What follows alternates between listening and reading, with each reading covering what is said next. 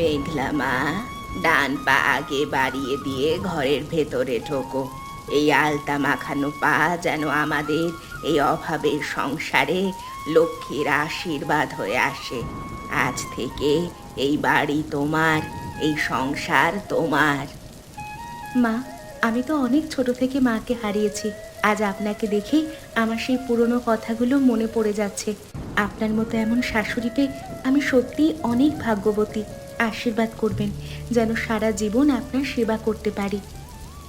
আরে পাগলি মেয়ে, আশীর্বাদ তো সব সময় মাথায় আছে। তোকে আমি বউ করে আনিনি, এনেছি আমার নিজের মেয়ে করে। আমার তো কোনো মেয়ে নেই, তাই তোকে পেয়ে মনে হচ্ছে ওপরওয়ালা আমার মনের ইচ্ছে পূরণ করেছেন। আপনি এত সুন্দর করে কথা বলছেন যে আমার সব ভয় কেটে যাচ্ছে। বাপের বাড়ি ছেড়ে আসার সময় বুকটা ফেটে যাচ্ছিল, কিন্তু এখন মনে হচ্ছে আমি এক মায়ের কোল থেকে অন্য মায়ের কোলে এসেছি। সেই ভরসাটাই আমি তোকে দিতে চাই মা। এই উঠোনে দাঁড়িয়ে আজ তোকে কথা দিচ্ছি, যতদিন আমি বেঁচে আছি তোকে কোনোদিন চোখের জল ফেলতে দেব না। আপনার এই কথাগুলোই আমার জীবনের সবচেয়ে বড় পাওয়া মা। আমি কথা দিচ্ছি আমি এই বাড়ির নিয়ম কানুন সব শিখব, আর আপনাদের মান সম্মান কোনো দিন ধুলোয় মিশতে দেব না। এখন ভেতরে চল, অনেক ধকল গেছে তোর ওপর দিয়ে। আজ থেকে তুই এই বাড়ির লক্ষ্মী, আর লক্ষ্মী স্থান সব সময় ঘরের ভেতরে হয়। মিষ্টি মুখ করে নতুন জীবন শুরু করো। মেঘলা, আমি জানি আজকে তোমার খুব খারাপ লাগছে, কিন্তু বিশ্বাস করো, আমার হাতে কোনো উপায় নেই। কালকে ভোরের বাসেই আমাকে শহরে ফিরে যেতে হবে। অফিসের কাজের খুব চাপ। এত তাড়াতাড়ি চলে যাবে? মাত্র তো দুদিন হলো আমরা বিয়ে করে এলাম। এই নতুন পরিবেশে তুমি পাশে না থাকলে আমি কেমন করে থাকবো বলো তো? আমার খুব ভয় লাগছে অরিন্দম। ভয় পাওয়ার কিছু নেই মেঘলা। মা আছে, পাড়া প্রতিবেশী আছে। মা কোনো দিন তোমাকে একা মনে হতে দেবে না। মা খুব ভালো মানুষ, সেটা আমি বুঝতে পেরেছি, কিন্তু তুমি পাশে থাকলে যে সাহসটা পাই সেটা তো আর অন্য কারোর কাছে পাবো না। শুধু কয়েকটা দিনের ব্যাপার। আমি চেষ্টা করব সামনের মাসে একটা লম্বা ছুটি নিয়ে আসতে। তখন তোমাকে নিয়ে গ্রামটা ঘুরে দেখব। তুমি না থাকলে আমার সময় কাটবে কি করে? আমি কার সাথে কথা বলবো? মায়ের সাথে তো সারাদিন সংসারের কাজ নিয়ে থাকতে হবে। তুমি অন্তত আর দুটো দিন পরে গেলে হতো না? বসকে অনেকবার বলেছি, কিন্তু উনি একদম রাজি হলেন না। শোনো মেঘলা, তুমি মাকে সব কাজে সাহায্য করো, দেখবে সময় কেমন কেটে যাবে। ঠিক আছে, কাজ যখন আছে তখন তো যেতেই হবে। আমি মাকে আগলে রাখবো, তুমি চিন্তা করো না। নিজের খেয়াল রেখো শহরে গিয়ে।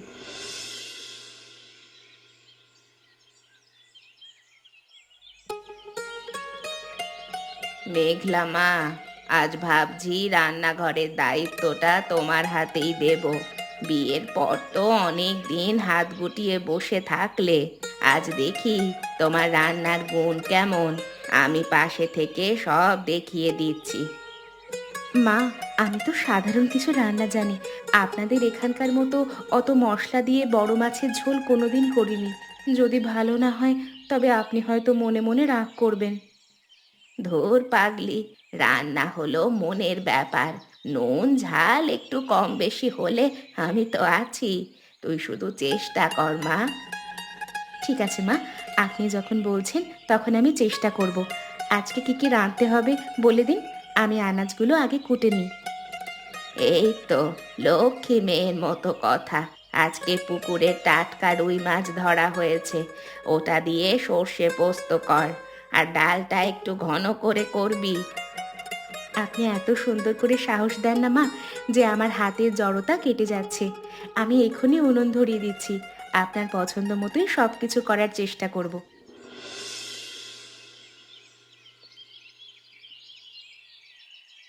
আরে নতুন বউ যে, পুকুর পাড়ে একা একা বসে কি ভাবছো?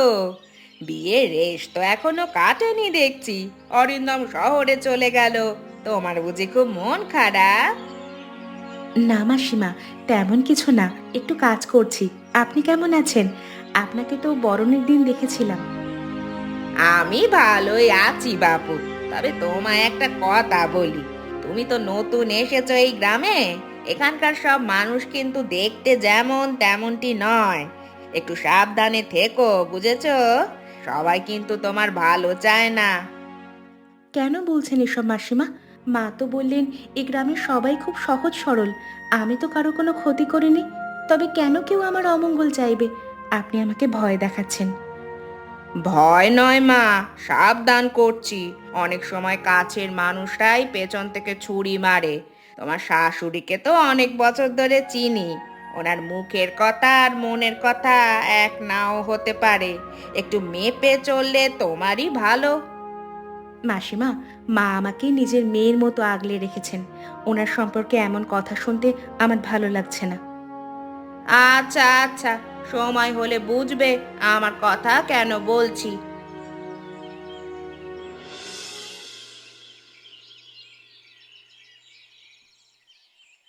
দিদি, তুমি তো এখানে নিশ্চিন্তে দাঁড়িয়ে আছো, কিন্তু বাড়িতে যে কি ঘটছে তার তো কোনো খবর রাখো না। তোমার নতুন বৌমাকে নিয়ে গ্রামে কিন্তু কানাকানি শুরু হয়ে গেছে। আমি নিজের চোখে যা দেখলাম তাতে আর চুপ করে থাকতে পারলাম না। কি বলছিস কাবেরী? মেঘলা তো খুব শান্ত মেয়ে। তুই কি এমন দেখলি যে এমন আজে বাজে কথা বলছিস? খোলসা করে বল তো দেখি। দিদি, তোমার ওই সাধের বৌমা কিন্তু ঠিক না। অরিন্দম নেই বলে ও মনে হয় সুযোগ খুঁজছে। আমি আজ পুকুর পাড়ে দেখলাম ও কার সাথে যেন ফিসফিস করে কথা বলছিল। বাইরে কারো সাথে ওর মনে হয় চক্কর আছে। হ্যাঁ, এটা অসম্ভব কাবেরী।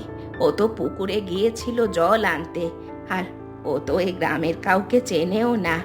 ও কার সাথে কথা বলবে? তুই মনে হয় ভুল দেখেছিস। আমি কি আর কচি খুকি যে ভুল দেখব?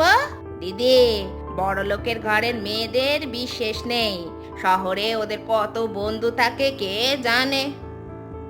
আমার বিশ্বাস হতে চাইছে না কাবেরী। ওর চোখে তো আমি কোনো ছলনা দেখিনি। তুই আমাকে বিপদে ফেলার জন্য এসব বলছিস না তো? আমি কেন দিদি তোমাকে বিপদে ফেলবো? আমরা তো সেই ছোটবেলা থেকে একসাথে বড় হয়েছি। আমি চাই না তোমার সোনার সংসারে কেউ আগুন দিক। তুমি বৌমাকে একটু চোখে চোখে রেখো। বেশি স্বাধীনতা দিও না, নয়তো পস্তাতে হবে। ঠিক আছে, তুই যখন বলছিস তখন আমি ব্যাপারটা তলিয়ে দেখব। তবে যদি তোর কথা মিথ্যে হয় তবে কিন্তু আমি তোকে ছাড়বো না কাবেরী। মেঘলা আমার মেয়ের মতো।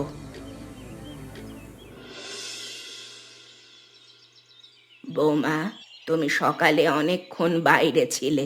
পুকুর পাড়ে গিয়ে কার সাথে অত কথা বলছিলে? আমাকে একবারও তো বললে না যে তোমার কোনো চেনা মানুষ এখানে এসেছে। আমি বাইরে কার সাথে কথা বলবো মা?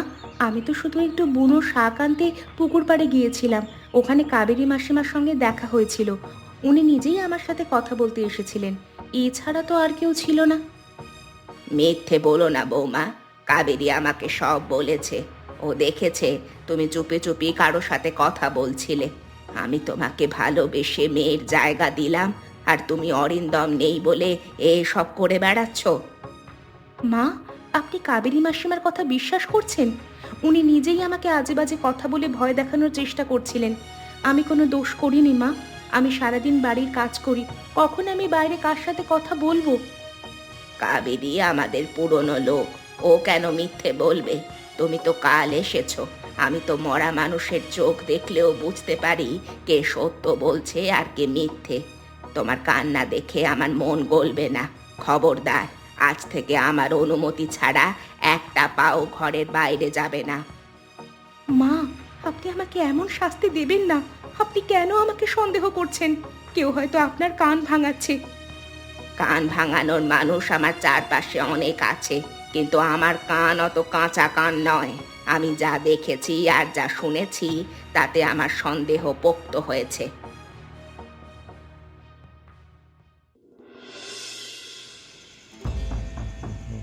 মা, আমি সব শুনেছি। তুমি কাকিমার কাছে গিয়ে মেঘলা বৌদির নামে কেন সব মিথ্যে কথা বললে? বৌদি তো খুব ভালো মানুষ। উনি তো কারোর সাথে কোনো কথা বলেননি। তুমি এসব কেন করছো মা?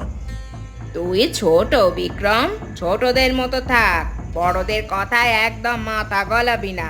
আমি যা করছি তা আমাদের ভালোর জন্যই করছি।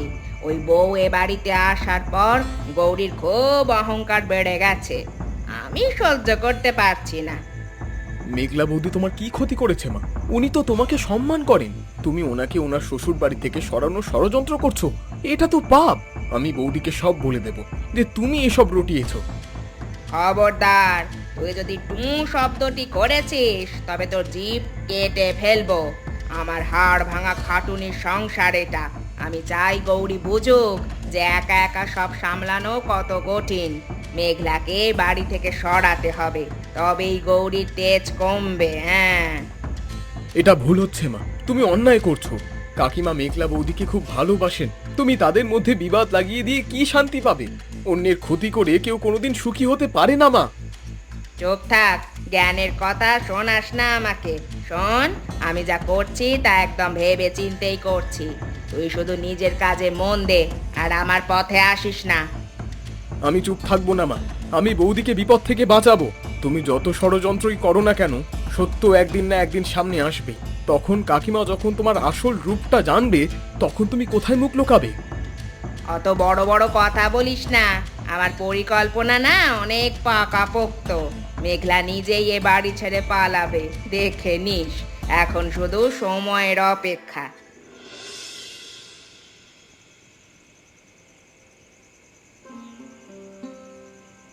কাল বাড়িতে একটা বড় আয়োজন আছে, অনেক লোক আসবে খেতে। আমি চাই সব রান্না যেন নিখুঁত হয়।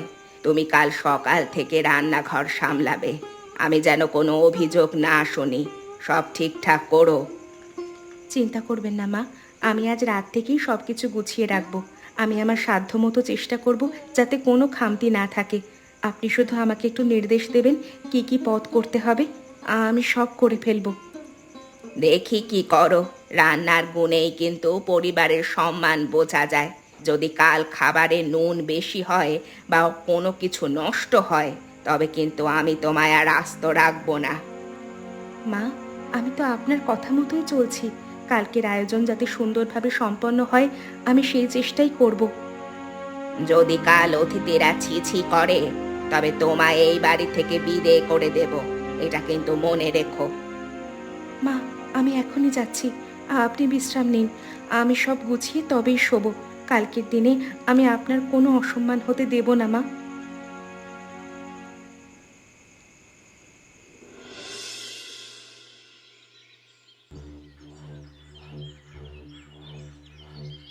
মেঘলা তো সব গুছিয়ে রেখে গেছে দেখছি। মশলার বাটিগুলো তো সুন্দর করে ঢাকা দেওয়া। এবার আমার আসল কাজ করার পালা। আজ এমন কিছু করব, সব দোষ পড়বে ওই মেয়ের ওপর। এই তো লবণের ডাব্বা। এই নাও নতুন বউ, তোমার হাতের জাদুর 12টা বাজিয়ে দিলাম। দেখি আজ অতিথিরা কিভাবে তোমার প্রশংসা করে। গৌরী তো রেগে আগুন হয়ে যাবে।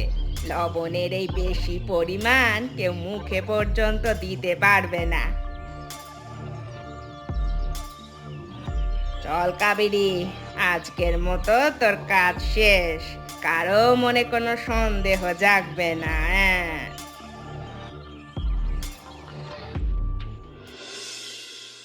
মা, তুমি এটা কি করলে? আমি তো জানলার আড়াল থেকে সব দেখছিলাম। তুমি মেঘলা বৌদির সাজিয়ে রাখা খাবারে এইভাবে নুন মিশিয়ে দিলে। তোমার নিজের কি একটুও বিবেকে বাঁধলো না? চুপ, একদম চুপ। তুই এখানে কি করছিস? কারো কানে যদি একটা শব্দও যায় না, তবে তোর আর আমার নিস্তার নেই। কাউকে বলবি না এটা। আমি যা করেছি তা ঠিকই করেছি। এটা অন্যায় মা, অন্যায়। তুমি এক নিরপরাধ মেয়ের ভবিষ্যৎ নষ্ট করছো শুধু নিজের হিংসার জন্য। আমি চুপ থাকবো না মা। তুই কি চাস তোর মা অপদস্থ হোক? আমি তো তোর জন্য, আমাদের জন্য করছি সবকিছু। গৌরীকে একটু শিক্ষা না দিতে পারলে ও আমাদের বাড়ির ওপর ছড়ি ঘোরাবে। তুই অন্তত নিজের মায়ের কথা ভাব। তোমার এই নোংরা কাজের ভাগিদার আমি হতে চাই না মা। তুই অনেক বেশি বাড়াবাড়ি করছিস বিক্রম। ঘরের কথা ঘরেই থাকবে। যদি তুই কাউকে বলিস তবে আমি বিষ খেয়ে মরে যাব।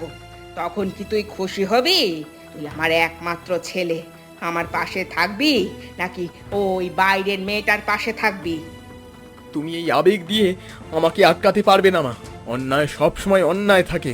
তুমি অনেক নিচু কাজ করেছো মা।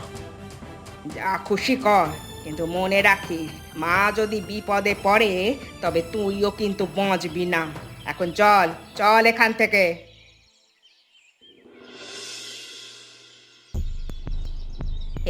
কি রান্না করেছো তুমি বৌমা? মুখেই তো দেওয়া যাচ্ছে না। সব তরকারিতে এত নুন যে মনে হচ্ছে সমুদ্রের জল ঢেলে দিয়েছো। আর মশলার গন্ধে তো বমি আসছে। তুমি কি মানুষ নাকি অন্য কিছু? মা, আপনি কি বলছেন? আমি তো খুব সাবধানে রান্না করেছি। আমি প্রত্যেকটা খাবারে মেপে মশলা দিয়েছি। হ্যাঁ, এমন খারাপ হওয়ার তো কথা নয়। আমি নিজে একবার চেখে দেখি তো। আবার আদিক্ষেতা করে চেখে দেখা হচ্ছে। তুমি ইচ্ছে করে এটা করেছো বৌমা। তুমি চাও অতিথিদের সামনে আমার মাথা নিচু করতে। আমার এই দীর্ঘদিনের মান সম্মান তুমি এক নিমেষে শেষ করে দিলে। কেন কেন করলে এটা? মা, বিশ্বাস করুন, আমি কোনোদিন এমন ভুল করি না। আমি সব খাবার যখন রান্না করে ঢেকে রেখেছিলাম তখন সব ঠিক ছিল। আমি জানি না মাঝখানে কি হয়েছে। আমি কোনো পাপ করিনি মা। কোনো পাপ করনি? তাহলে খাবারগুলো কি ভূতে এসে বিষিয়ে দিয়ে গেল? আমি তোমাকে বিশ্বাস করে ভুল করেছি। অরিন্দম নেই বলে তুমি যা খুশি করছো। আজই আমি অরিন্দমকে খবর দিয়ে বলবো তোমাকে এই বাড়ি থেকে নিয়ে যেতে। তোমার মতো বউ আমার দরকার নেই। মা, আপনি এভাবে আমাকে তাড়িয়ে দেবেন না। আমি সত্যি বলছি, কেউ হয়তো ইচ্ছা করে আমার খাবারে এসব মিশিয়েছে। আমি তো কাল রাতে সব তৈরি করে রেখেছিলাম। আমাকে একটা সুযোগ দিন মা। আর কোনো সুযোগ নেই। অতিথিরা ক্ষুধার্ত হয়ে বাড়ি ফিরছে আর তুমি বলছো সুযোগ দিন? লজ্জায় আমার মাথা কাটা যাচ্ছে। তুমি আমার বংশের কলঙ্ক। যাও যাও এখান থেকে। আমার দু চোখের সামনে আর আসবে না।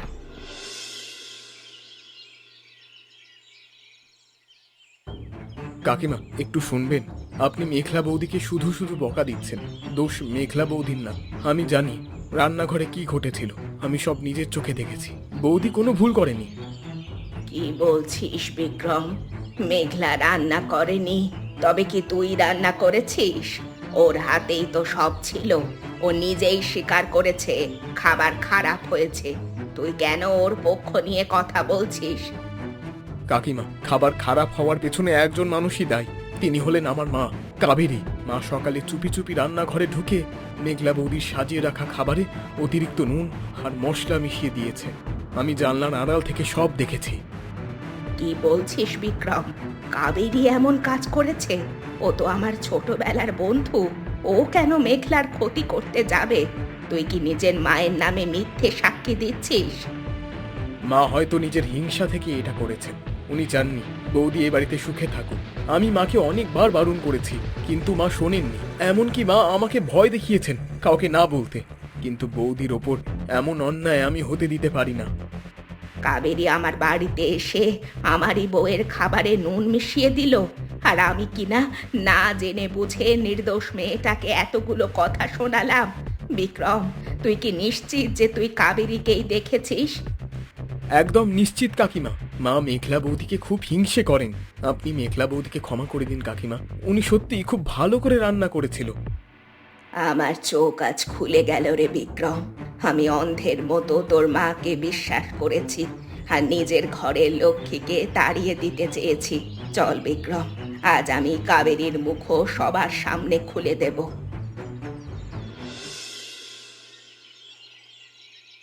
কাবেরী, বাইরে আয়। তোর সাহস তো কম নয়। তুই আমার বাড়িতে গিয়ে আমারই বউয়ের রান্না নষ্ট করে আসিস। তুই এত নিচে নামতে পারলি কাবেরী? আমি তোকে বোন মনে করতাম, আর তুই আমার পিঠে ছুরি মারলি। দিদি, তুমি এসব কি বলছো? আমি তো কিছুই বুঝতে পারছি না। আমি আবার কখন তোমাদের বাড়িতে গেলাম? বিক্রম কি তোমায় কিছু উল্টো পাল্টা বলেছে নাকি? বিক্রম মিথ্যে বলছে না। ও সব নিজের চোখে দেখেছে। তুই কেন মেঘলার ক্ষতি করতে চাইলি? মেয়েটা তো তোর কোনো অপকার করেনি। তুই নিজের হিংসে মেটানোর জন্য আমার মান সম্মান নিয়ে ছিনিমিনি খেললি। লজ্জা করে না তোর? দিদি দিদি আমি ভুল করেছি। আমি মেঘলার সুখ দেখে নিজেকে সামলাতে পারিনি। আমার ঘরে কোনো শান্তি নেই। আর তুমি নতুন বউ নিয়ে কত হাসি খুশি ছিলে, সেই রাগ থেকে আমি ওসব করেছি। আমায় তুমি ক্ষমা করো দিদি। ক্ষমা তোকে আমি কোনোদিন করব না কাবেরী। তোর জন্য আমি আমার নির্দোষ মেয়েটাকে কত অপমান করলাম, কত কটু কথা শোনালাম। তোর মতো কুটিল বন্ধু থাকার চেয়ে না থাকা অনেক ভালো। আজ থেকে আমাদের সম্পর্ক শেষ। দিদি দিদি আমি হিংসায় অন্ধ হয়ে গিয়েছিলাম। মেঘলা অনেক ভালো মেয়ে। আমি ওর নামে পুকুর পাড়ে আজে বাজে কথা রটিয়েছিলাম। ও আসলে কারো সাথেই কথা বলেনি। আমি সব সাজানো নাটক ছিল। তুই যে এত বিষাক্ত তা আমি জানতাম না কাবেরী। তোর নিজের ছেলেই তোর নামে বিচার দিয়েছে, কারণ সে সৎ। তোর মতো মানুষের সাথে বাস করাও পাপ। চল বিক্রম, মেঘলা মায়ের কাছে আমাকে মাফ চাইতে হবে। গৌরী দিদি, দয়া করে পাড়ার লোকেদের বলো না, আমার মান থাকবে না। আমি নিজের ভুল বুঝতে পেরেছি, দয়া করো। তোর মানের চেয়ে আমার বৌমার সম্মান আমার কাছে অনেক বড়। তোকে কোনো সাজা দেব না। শুধু মনে রাখিস, তোর কৃতকর্মের ফল তুই এক না একদিন ঠিকই পাবি।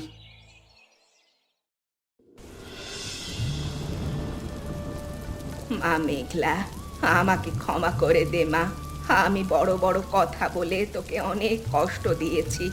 নিজের ভুলটা বুঝতে আমার অনেকটা দেরি হয়ে গেল। আমি তোকে অবিশ্বাস করে নিজেরই অমঙ্গল ডেকে এনেছিলাম। মা, আপনি ওসব বলবেন না। আপনি আমার মা। আমি আপনার ওপর কোনো রাগ করিনি। আপনি পরিস্থিতি দেখে যা ভেবেছিলেন তা যে কেউ ভাবত। আপনি সত্যিটা বুঝতে পেরেছেন, এটাই আমার কাছে অনেক। মা, আমি সব শুনলাম। মেঘলা কি তবে সত্যি এখানে অনেক অশান্তিতে ছিল? আমি না থাকাতে ও একদম একা হয়ে গিয়েছিল। সত্য কখনো লুকিয়ে থাকে না মা, আর আজ সেটা প্রমাণ হলো। হ্যাঁ বাবা, মেঘলার কপাল ভালো যে বিক্রম সব দেখে ফেলেছিল। নয়তো আমি হয়তো এই লক্ষ্মীকে বাড়ি থেকে তাড়িয়ে দিতাম। আজ থেকে আমি তোকে কথা দিচ্ছি মেঘলা, কেউ কিছু বললে আমি আগে আমার বৌমার কথা শুনবো, তারপর অন্য কারো।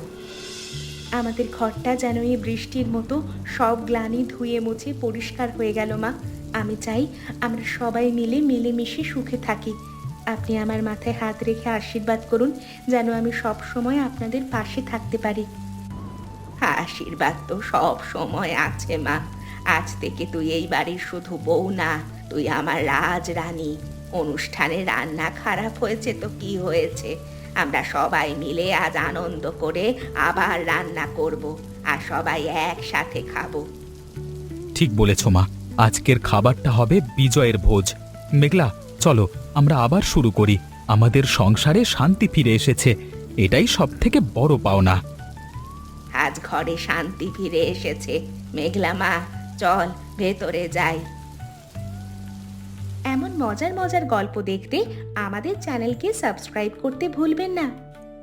আচ্ছা বলো তো বন্ধুরা, এই গল্পে মেঘলা রান্না করা খাবারে কি মিশিয়ে দেওয়া হয়েছিল?